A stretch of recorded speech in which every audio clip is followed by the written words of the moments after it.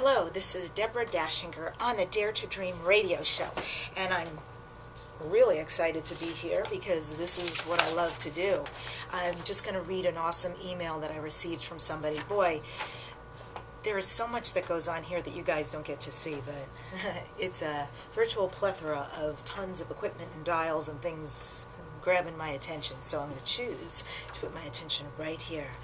I heard from Robin McCann. Robin McCann is an author and publisher with Elephant Dance Publishing. She was so kind to write in. I just wanted to send you a note to say how much I appreciate the work you do. I've been listening to your guests on iTunes for hours at a time. Each one is so inspirational.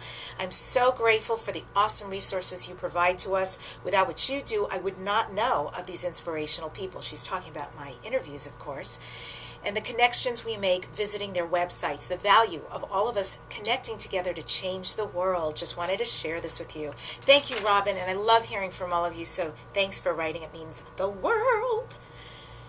I don't know why when you say something like that, you have to pretend that you're a bizarre opera singer. But here I am, and I'm going to tell you that if you want to get in touch with me, I'll let you know at the end how to do it, because I've got a brand new website. Boy, is that something. That's like building a new house. I had no idea. But I've been very calm through the process, and I'm very proud of myself for that. You are what you love. Did you know that? So what are you giving your attention to? Because where your attention flows, your energy goes. That's what you love, and that's what loves you. Interesting concept, eh? I'm going to tell you about a gentleman who was born in the 1700s by the name of Emmanuel Swedenborg, S-W-E-D-E-N-B-O-R-G. Emmanuel Swedenborg in the 1700s, brilliant scientist, yes? He did so much with science. He was the predecessor of most of the brilliant minds in our time, and he wrote volumes, so much that we couldn't possibly read it all. When he was about midlife, he suddenly had a bit of a switch and felt somewhat accomplished in all the incredible stuff he had done there in science, and moved into being a mystic. So Swedenborg wrote this, which is very profound. You are what you love. You do not exist or live separately from what you love. You are what you love, and you love whatever you are giving your attention to. So think about it. Where is your attention going? Health, bills, kids, car, worrying? So then you love worrying. You don't want to love worrying, do you? Is your attention going to not telling the truth about something? Then you love lying. Are you not being authentic with who you are? And I am so big on this right now, folks. I really am. And with all our quirkiness and wonderfulness, I so want each of us to embrace fully and accept fully all of who we are. Are you not telling the truth about who you are? What are you giving your attention to? If you give your attention to all the things you're so convinced you cannot possibly do right or succeed at, then you're giving your love and your attention to being less than. Once upon a time, I gave all my love and attention to cigarettes. I couldn't imagine a day without puffing. I started so young it would turn your head. It turned mine. So I gave my attention for quite a few decades to smoking cigarettes. I cannot tell you how much I loved and adored my cigarettes and how much attention I gave to my cigarettes. It's true. However, I had a profane epiphany. I don't know if I'm going to get out of this accent for a while, so stick with me. But I did have an epiphany and went, I love cigarettes so much, it's my higher power. Now let's break it down here. Cigarettes are made of paper, tobacco, and chemicals, and a filter, essentially. These are all inanimate objects. They're not breathing, they're not living. But guess who I love? I love an inanimate object. Terrific. I could have bowed to cigarettes because they were my God. I could have put cigarettes on a throne and genuflected to them because they were my everything, and I could not imagine living without my cigs. So realizing how much power I gave them, by the way, I don't care what kind of addiction we call it, but I gave them over me, made me angry. I was also really ashamed because anytime somebody would walk out and see me who didn't yet know I was a smoker and go, oh my God, Debbie, like you're the most healthy person I know. You don't eat this or this or this, and you don't that and that, and you exercise and you like it didn't equate. And that made me feel even more shame-based. Like, oh, I know I'm doing this really stupid thing and I can't stop. I love it.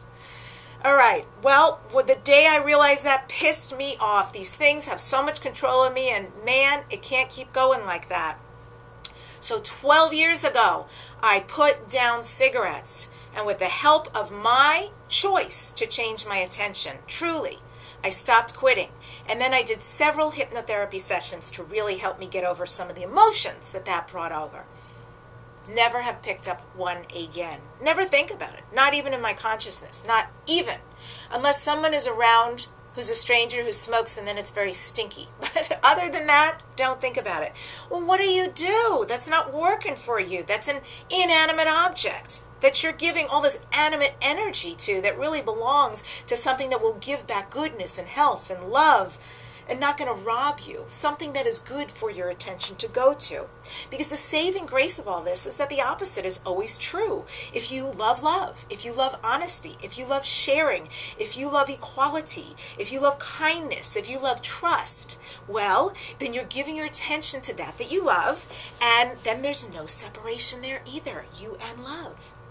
Beautiful, yes? So, since love is the most powerful force in the universe, when you give something your attention, you're imbuing it with love, because love is wholeness making. Here I am doing Dare to Dream. Dare to Dream, I'm Deborah Dachinger. I love this show. I love this program. I love doing this with you. I love my guests, my interview guests. And if you haven't heard them, dear Lord, what are you waiting for? They're amazing. Great conversation. I love the subjects we explore. I love getting emails from you. You see, I imbue this program, Dare to Dream, with love. And I so hope you feel that radiating out with every program that transmits that's important to me.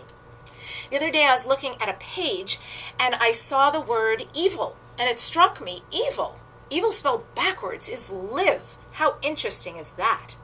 Evil, live.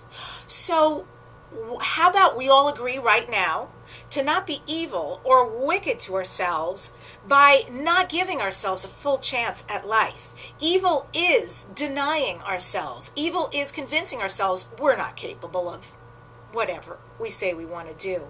Don't be evil or wicked to yourself, because life is so short. Live. Exist fully. Doesn't that sound nice? And breathe. And breathe. Live. Begin today to put your attentions into action. And I'm going to ask you a couple of questions. What is it that you have always wanted to do but haven't yet done? I know myself. I suddenly came up for me this week. Bucket list. I haven't done one. I didn't call it back then when I did it many years ago, but I had one for a year, the most amazing list. It was huge for me, and every time I did something that I'd never done before and always dreamed of doing, it was really the most exhilarating year of my life. And I do create so many of my dreams come true, but I feel like it's time to up the ante right now. So I'm going to create one myself. What do you always dream about doing but don't actually do? What does your heart desire? And think about some real specifics. Have you always wanted to run a marathon? Have you always wanted to learn a new language? Have you always wanted to volunteer somewhere? Have you always wanted to work with animals? Start to paint, go to take a trip to the land of your ancestors, whatever it is, start right now. Plant a garden. It's all good stuff. Yes, give your attention to it. That's love. The reality is that we make time for anything that we choose to make a priority. So if that minutia is getting to you and it's not what you really want your life to be, then just change, deliberately change. Give it less attention and more attention to your dreams. So if you are what you love and you love whatever you're giving your attention to, doesn't it sort of kind of make you want to clean up where your attention and love is going? Think about that. Watch your mind, watch your attention, pay attention, because it'll put you in the present moment. It's like snapping into the driver's seat of the present here and now. It's like meditation when you are aware like that. Love is powerful. Choice is powerful. Be in the here and now and give your attention and your love to your dreams and goals. You deserve it. So Emmanuel Swedenborg, over 250 years ago, said, you are what you love, and you love whatever you give your attention to. You do not have divine consciousness. You are divine consciousness. And how you direct that consciousness opens the doors to either heaven or hell. So you decide. Dare to dream, dare to make those dreams come true. How can you get a hold of us? Well, brand new website, as I promised, DeborahDachinger.com. That's DACHINGER. Go to Twitter account. It's twitter.com/DebOnTheRadio. That's also my blog spot, Deb on the Radio. And that's also my YouTube, Deb on the Radio. Pretty easy. And if you go to Facebook, join me on the fan page. Join this entire radio show and all its listeners. We're on Dare to Dream Radio and TV. Peace, love ya, attention, attention.